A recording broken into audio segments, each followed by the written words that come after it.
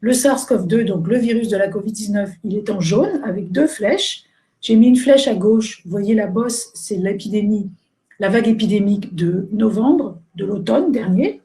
Et ensuite, nous, on est tout à droite, la flèche jaune à droite, et on voit que la ligne jaune est presque en bas, c'est-à-dire qu'il n'y a quasiment plus de circulation de SARS-CoV-2. Et on voit également que les autres virus à infection respiratoire commencent à prendre le dessus, à remonter. En particulier, en violet, les rhinovirus et en vert, les métapneumovirus. Tout ça, ce sont des virus de rhume banal qui reprennent le dessus sur le SARS-CoV-2 qui s'épuise, apparemment d'après les données officielles. En Allemagne, c'est la même chose.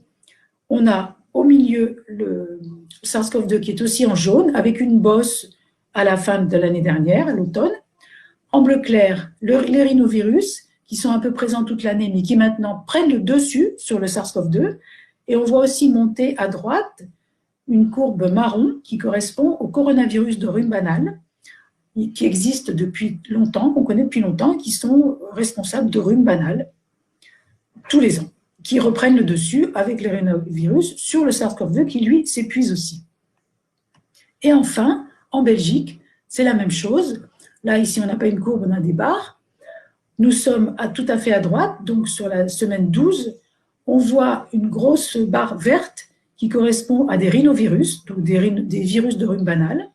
Le SARS-CoV-2, il est encore en jaune, orange, il est tout en bas, il est très faible, il s'épuise aussi.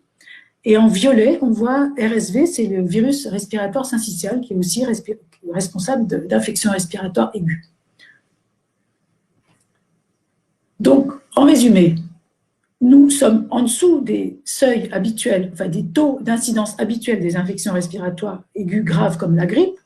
Nous sommes bien en dessous de ce qu'il y avait l'an dernier pour la COVID-19 en phase épidémique. Donc, on peut dire qu'en ce moment, nous ne sommes pas en période épidémique.